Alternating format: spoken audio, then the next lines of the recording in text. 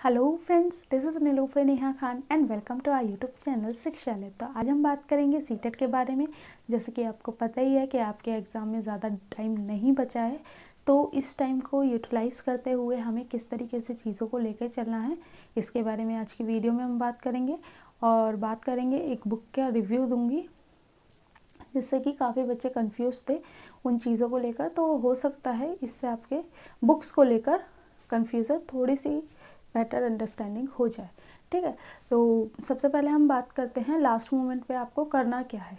ठीक है, last moment पे अब आपको देखिए, पहली चीज़ मैंने आपको 10-10 बार कहा है कि आप किस तरीके से चीज़ों को मैनेज करके चलेंगे, ये आप पे डिपेंड करता है। ठीक है, अब ये लास्ट मोमेंट पे है, लास्ट मोमेंट पे भी अगर आप स्टडी को सीरियसली नहीं लेंगे तो बहुत ही रेयर चांस है कि आपका क्वालिफाई हो पाए। ठीक है, लेकिन बस चीज़ें आपको अच्छी तरीके से लेके चलनी है और कोशिश यही करनी है कि चीज़ें बेहतर और आपके फेवर में हो जाए। ठीक है, सबसे पहले हम बात करें स्ट्रैटेजी के बारे में। तो स्ट्रैटेजी में आप अपना जो आपने गोल सेट कर रखे हैं उन टारगेट्स को सेट कीजिए और लास्ट के जो आपके 10 डेज़ या 10 या 15 डेज़ रह जाएंगे, ठीक है, इन 10 या 15 डेज़ में सिर्फ और सिर्फ आपको अपना प्रीवियस ईयर पेपर को सॉल्व करना है। अब चीज़ें इस तरीके से लीजिएगा कि आपको शॉर्ट में चीज़ें रिवाइज करनी है, ना कि थ्योरी में या फिर क्वेश्चन आंसर पे ज़्यादा ध्यान देना।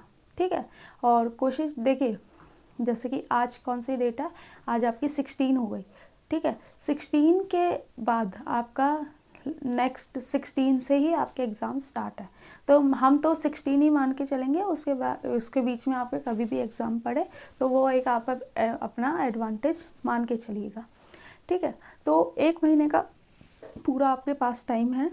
इस 15 दिन में आपको किस तरीके से चीज़ें मैनेज करनी है, किसी भी एक बुक को लेकर उसी को ही रिवाइज़ करते रहो, जितनी हो सके बुक को रिवाइज़ करते रहें। ठीक है, क्योंकि अब टाइम आपके पास ना तो एनसीईआरटी पढ़ने का है, ना ही आपके पास थ्योरी बुक्स पढ़ने का है लंबी लंबी। ठीक है, तो कोशिश कीजिए कोई भी एक बुक परचेज़ कीजिए, उससे से चीज़ों को कंटिन्यू करिए और हो सके उतना ही रिवीजन कीजिए। और लास्ट के मैंने बताया है, लास्ट में आपने अपनी जो आपकी चीज़ें हैं उन्हें उस तरीके से मेंटेन करना है कि आपका सिलेक्शन हो जाए। ठीक है, और प्रीवियस ईयर पेपर को बिल्कुल भी निगलेक्ट नहीं करना, बिल्कुल भी नहीं छोड़ना। प्रीवियस ईयर पेपर मस्ट हैं और लास्ट के 10-15 डेज़ में आपके ये कंप्लीट हो जाने चाहिए। ठीक है, अब मैं एक बुक का आपको रिव्यू करूँगी जिसमें कि जैसे कि मेरे पास काफ़ी बच्चे काफ़ी टाइम से मैसेज कर रहे थे, लेकिन मेरी कुछ हेल्थ इश्यूज़ चल रहे थे जिसकी वजह से मैं बुक परचेज़ नहीं कर पाई। तो अब मैंने परचेज़ किया तो मैं आपको बता देती हूँ।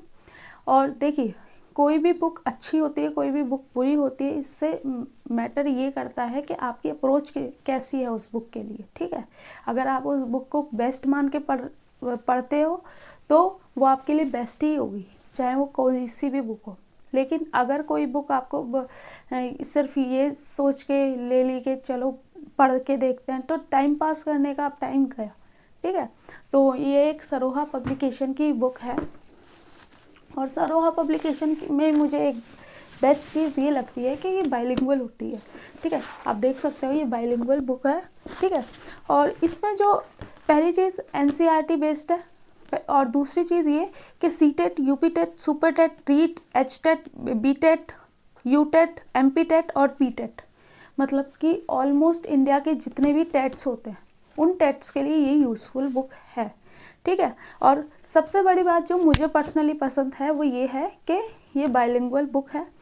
तो कई बार हमें ना, जैसे हिंदी मीडियम के बच्चे होते हैं, कुछ टर्म्स हमें इंग्लिश मीडियम में मिलते हैं तो हम चीज़ों को समझ नहीं पाते सिर्फ शब्दों की वजह से।